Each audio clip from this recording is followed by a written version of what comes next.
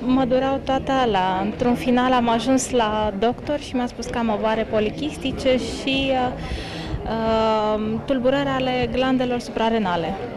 Și din această cauză, am înțeles, nu puteți avea copii. Și nu puteam avea copii, dar era una dintre efectele tulburărilor organismului. Și ați început cursul sau ați primit un tratament? Nu, a trebuit să încep cursul pentru a învăța exact ce trebuie să fac pentru a fi bine și pentru a mă trata. Am început cursul, rezultatele s-au văzut la scurt timp. Cam în cât timp?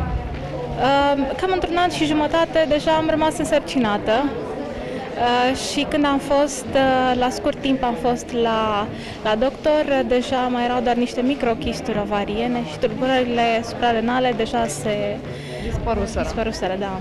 Credeți că este din cauza că ați urmat acest curs? V-ați vindecat? Categoric, pentru că alt tratament nu am luat.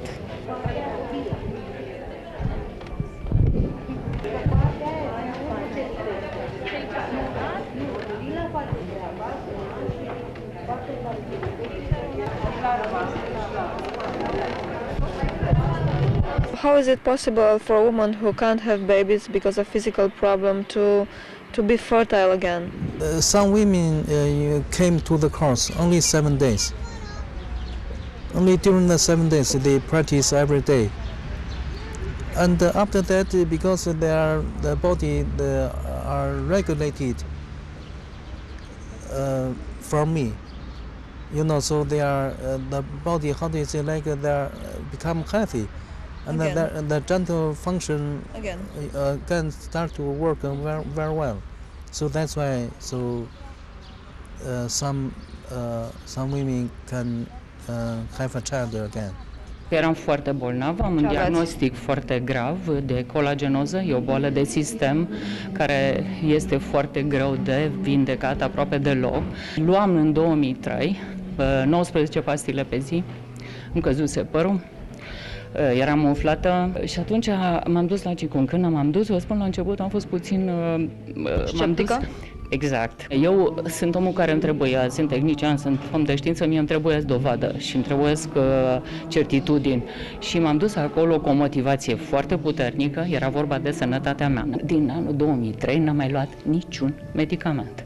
If someone is ill, you know, so to cure the body, not only physical, because the body includes two parts, physical and also the mind. It's more important to cure the mind. The physical body can be changed. Yes. Yeah. Yes, I know. Yeah, can be changed. You know, so because the tumor is formed by bad energy. By a bad habit, let's say? Yeah. Bad energy also from the bad mind. How do you define a wrong mind or a bad energy? Bad energy, for example, negative emotions. Like fear? Yes, like fear. To like produce, anger, like envy? Yes, yeah. To produce the bad qi inside body. So that's why some problems, diseases appear because of this. How are you helping the people to eliminate it, to disappear? So the most important to change their mind. Can you do it? Can you? Yeah. Is it possible? Yes, yeah. You convince them to do themselves, or you sort of force them to do it? I don't force them. It's very important to make the people to understand. To understand. If they understand, they can change. Yeah, they can change. If they change, they can become healthy. La muncă vă simțiți mai bine?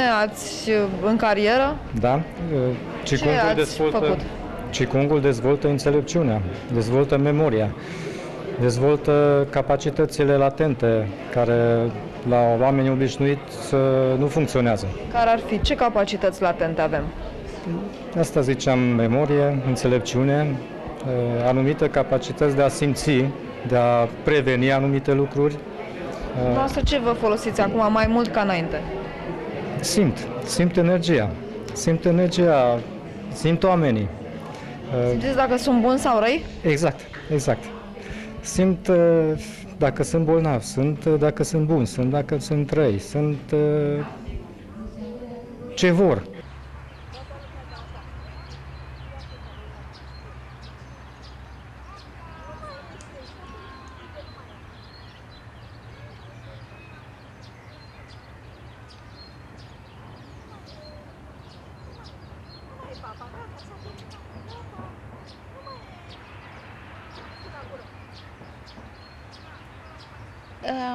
Când am cunoscut eu Qigong, respectiv pe maestru, acum 13 ani și sunt mulți ani de atunci,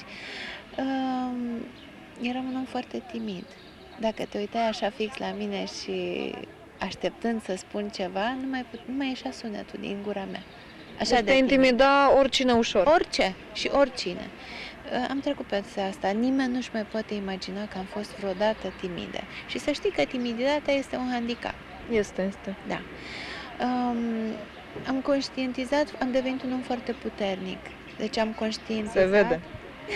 Nu, vreau să spun puternic, nu mai mă sperie problemele vieții. Am un mod de a privi lucrurile. Știu că toate sunt încercări pe care trebuie să le trecem. Iar maestru spune, nu știi să te descurci ceva? Are niște cuvinte în engleză. Use your wisdom. Folosește-ți înțelepciunea.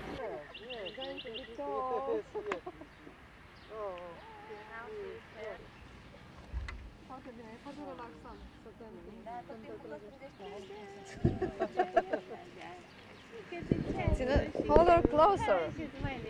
Oh, she's smiling.